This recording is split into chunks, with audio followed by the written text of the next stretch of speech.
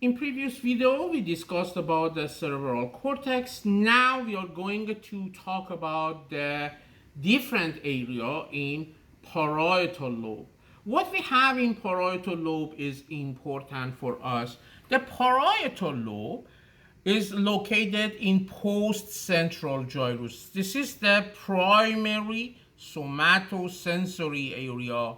Primary somatosensory area is sense of your senses in the from skin. So your touch, you have pain, and everything are located regarding to the sensation is coming to the this area in post-central gyrus. We call this primary somatosensory area. From now, close to the each of the primary sensory area for different senses, you have the association area as well. What is the exactly association area? Association area is the memory of this sensation. So memory of this sensation give you the availability or capability to your brain that analyze the data as fast as possible. Let's just go to the occipital lobe. In occipital lobe, you have very back in occipital lobe, you have a primary visual cortex, and you have a association cortex or memory of your actually sensation of visual. This area is very important for actually vision. Sometimes during the head trauma, when you have a trauma in the front of head due to the counter coup actually problem, the visual cortex is going to damage and your patient going to lose the vision. This is due to the head trauma condition. And then let's take a look at the lateral portion of your cerebral cortex. We are going to talk about the two areas in this condition. We are going to talk about the hearing, auditory, and also part of this is for balance as well. Inside of the temporal lobe, you have the smell. So when I remove this, you can see inside of the temporal lobe is going to be a smell. So hearing and a smell. How about the taste? Taste is going to be in the insula. So the taste is going to be in insula. Remember that the sensation of olfactory or smell and taste are very close to each other. So we discussed about the different area of cerebral cortex. I want you to pay attention to me in the following condition. So we previously discussed about the cerebellum or cerebral cortex. Let me define that. When I'm talking about the cerebral cortex, I'm talking about the gray matter superficial of the cerebellum. We call this cerebral cortex. Is not the same, but normally when we are discussed about this condition, we call this as a cerebral cortex and cerebellum at the same. The second portion we are going to talk about that is cerebellum. Cerebellum is important. I'm going to remove the cerebellum for you, and then you can see that the cerebellum has this. You are looking at the posterior view of this is the vermix of the cerebellum. Here is the left lobe, right lobe. You are looking at the posterior view. That's the reason. Do not get confused. This is the right and this is the left. Now you are going to see the anterior. Here is the flocconodal lobe as well. What is the major function of cerebellum? Cerebellum monitor your movement. What that is mean? Means that when your brain order to your muscle, one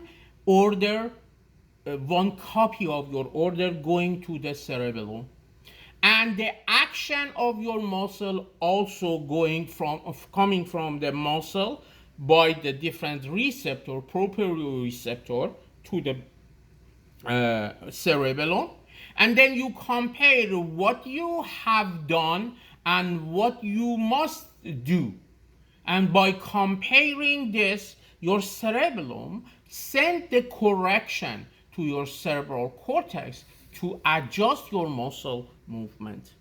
Also, your cerebellum is connected via the brainstem to your cerebral cortex through the different material that we are going to talk about. That we call them peduncle. Peduncle, you have the superior, inferior, and middle cerebral peduncle. The middle cerebral peduncle is connected through the cerebral cortex with the via the pons that we are going to talk about that with much more detail. If you are looking, you have two hemisphere, right and left, and also you have anterior and posterior lobe. So these are the different lobe: anterior, posterior, flocconodular lobe, and then you have a right and left hemisphere. Fine. The third portion that we are going to talk about the brain is looking at deep to the cerebral cortex or cerebrum. So I'm going to remove this part and remove this part as well. So I want you pay attention to these structure. This structure, corpus callosum. Corpus callosum is the wide, as you can see, structure that connect the left and right hemisphere to each other. This is located over the actually ventricle, the lateral ventricle. You know that inside of your brain you have a ventricular system that I'm going to open that for you so you can see that how this process and how they are arranged this as well.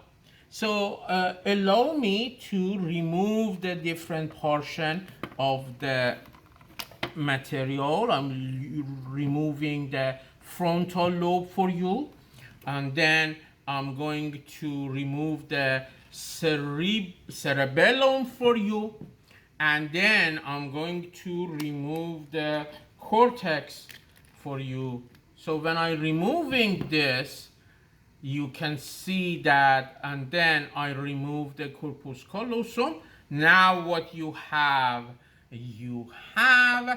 insula, ventricular system, and in the middle you have diencephalon. So that's the important point regarding to this. I'm going to remove this.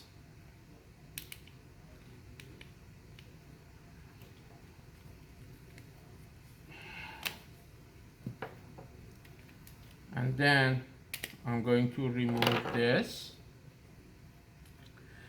Here you can see the different structure regarding that surrounding the diencephalon that we are going to talk about that. Before we go and talk about the different structure regarding to the diencephalon, I'm going to talk about one of the important structure you have here. Here is the caudate nuclei, and you have actually putamen, and here inside of this you have globus pallidus. So here is the globus pallidus, here is the putamen and the caudate nuclei. These are part of your basal nuclei, that they are located in the diencephalon, surrounding the diencephalon. Basal nuclei function is regulate your movement, and if you have a problem with them, you cannot move properly and you will have a lot of jerky movement. The better understanding for this is I will give you the Parkinson.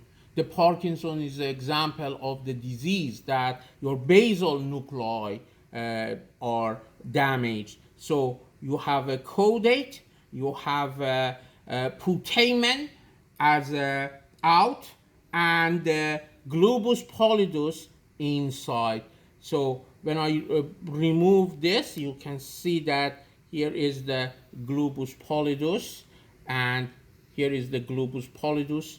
We discussed about that putamen in from outside, or putamen and globus pallidus are two parts of the basal nuclei as well. Here are the another structure. I'm going to remove these parts. So here are the ventricular system that we already discussed about that. Ventricular system, what you have in ventricular system. In ventricular system, you have a lateral ventricle. You have a third ventricle at the level of the thalamus, cerebral aqueduct, and fourth ventricle. So these are the differences. You have different parts of the cerebral ventricle.